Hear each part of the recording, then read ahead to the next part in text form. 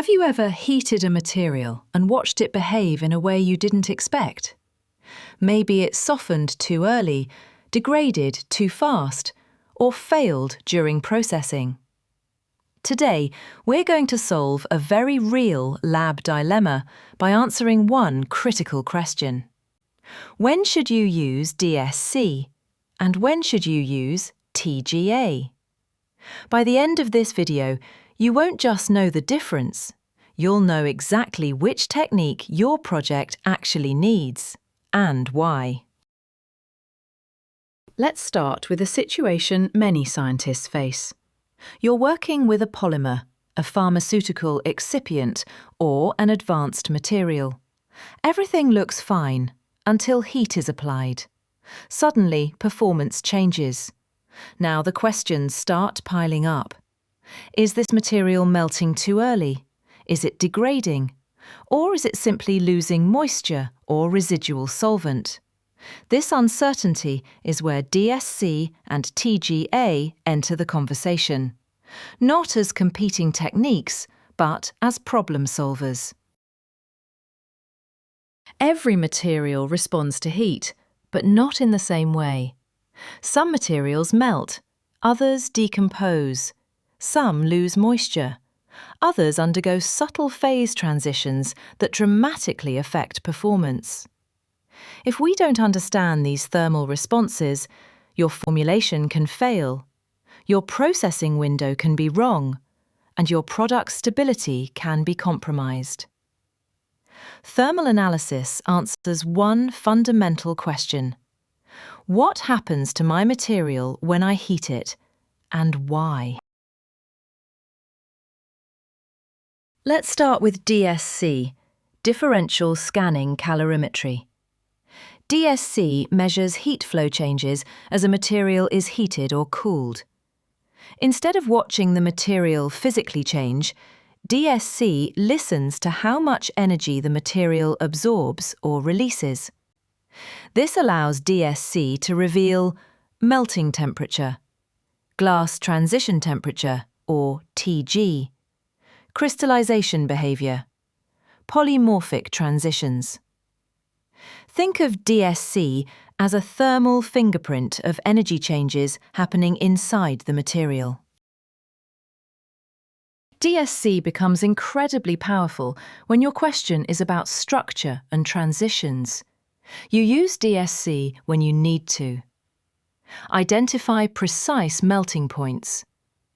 Study polymer crystallinity and morphology. Compare material batches for quality control. Monitor polymorph stability in pharmaceuticals. For example, two polymers may have identical chemistry but behave very differently during processing. DSC can uncover hidden thermal transitions that explain exactly why. Now let's talk about TGA, Thermogravimetric analysis. TGA doesn't focus on energy, it focuses on weight. As the material is heated, TGA continuously measures mass loss. This allows you to determine moisture and solvent content, degradation temperatures, filler, ash, or residue levels. Think of TGA as a highly sensitive balance scale, watching your sample lose weight as components physically escape. TGA is the technique you reach for when composition and stability are your main concerns.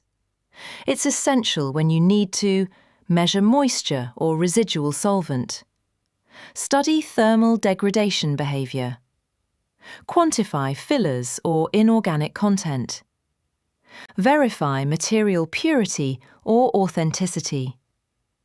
For example, if a polymer fails during extrusion, TGA can quickly reveal whether degradation starts too early or if hidden additives are causing the problem.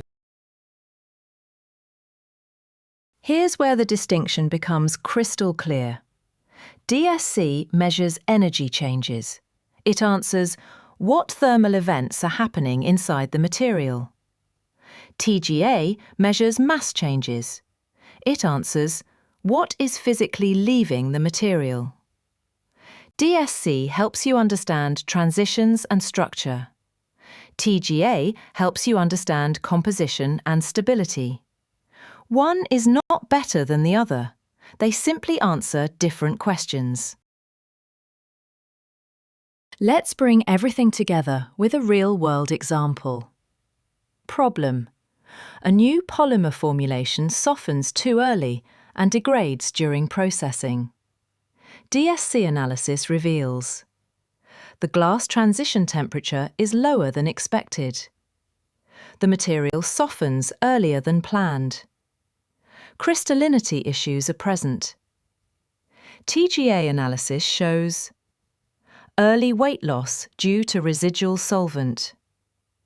Unexpected mass loss before processing begins.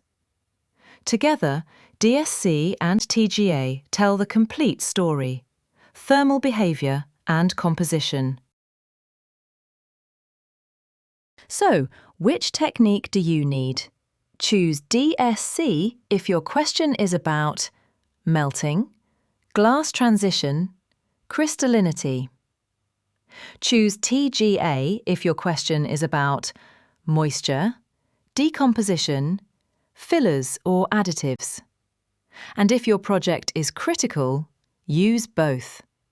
Because the best decisions come from complete thermal insight, not partial data. The right tool always depends on the question you're trying to answer.